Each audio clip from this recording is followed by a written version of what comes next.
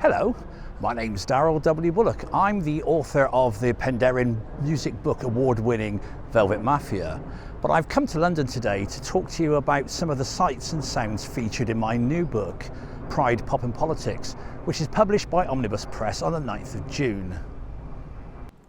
We're going to begin our whistle-stop tour of some of the sites mentioned in Pride, Pop and Politics with a visit to Trafalgar Square, the scene of many a political rally and the site where the very first Pride March in Britain, which took place on the 1st of July 1972, started from.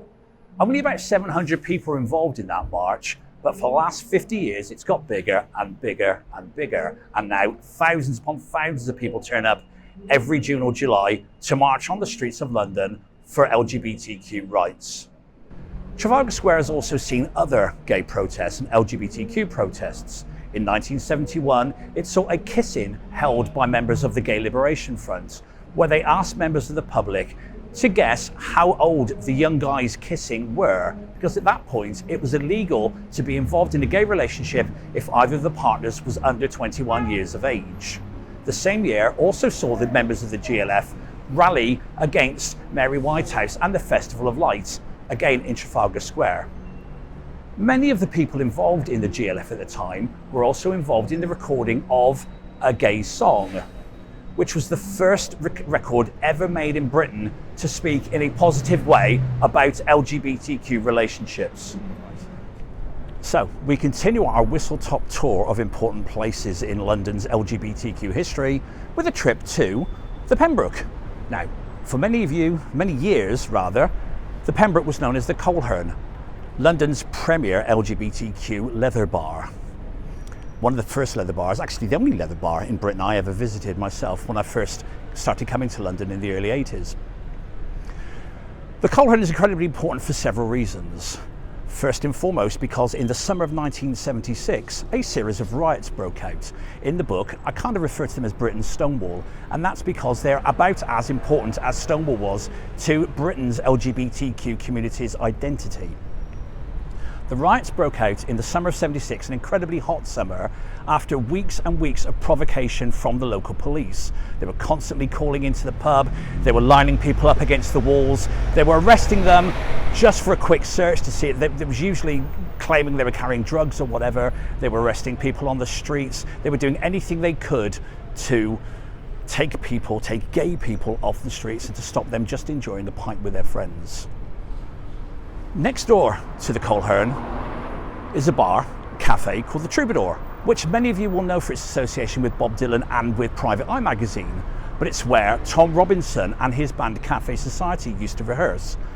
Tom was witness to the issues going on at the Coleherne at the time, and he wrote a song, Glad to Be Gay, about the Coleherne riots. Several years later, let's forward several years, Coleherne is in the news again, this time because the police are using entrapment to arrest gay men. They send in 2 or 3 undercover policemen in very tight trousers and very revealing shirts who become known as the Pretty Police. After several court appearances, luckily, it's decided the police can no longer use entrapment to arrest gay men. Sadly, they don't necessarily follow those rules. As we continue our tour of some of London's more important LGBTQ venues, we've come to Covent Garden, to Neal Street. The venue behind me, or the building behind me rather, was known in the early 1970s as Chaguaramas. Chaguaramas was a restaurant with a basement disco. The basement disco was very well known in LGBTQ circles and frequented by a lot of gay people of the day. It was better known to most of its gay clientele as Shagaramas, and like many places in London at the time, you could only stay there at night if you had a meal. The meal then was basically just a ham sandwich and a piece of lettuce, but you could stay all night, get drunk, dance to the latest disco sounds.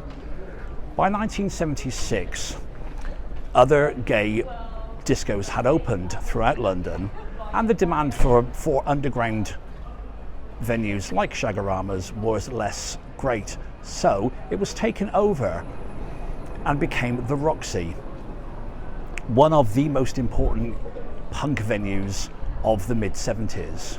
with bands like XTC, The Adverts, Wayne County and the Electric Chairs, lots of others playing here. Jane County spent a lot of time in London in the 1970s, first coming over to perform in Andy Warhol's Pork, and later as part of the main man stable with David Bowie and the 1984 Floor Show. Jane received a huge amount of press while she was in Britain, and when she came to perform at the Roxy, including her own punk anthem, Fuck Off, she had queues around the block. So I hope you've enjoyed what we've seen so far. And we've come back to Parliament, or to the Houses of Parliament rather, to talk about something that happened in the mid to late 80s. Margaret Thatcher's Tory government was very anti-LGBT rights, and they were very keen to roll back those hard-won civil rights that the GLF and the Campaign for Homosexual Equality and everybody else had fought for so long to achieve. In 1987, they started legislation for what became Section 28, their plans to ban what they saw as the promotion of homosexuality within education.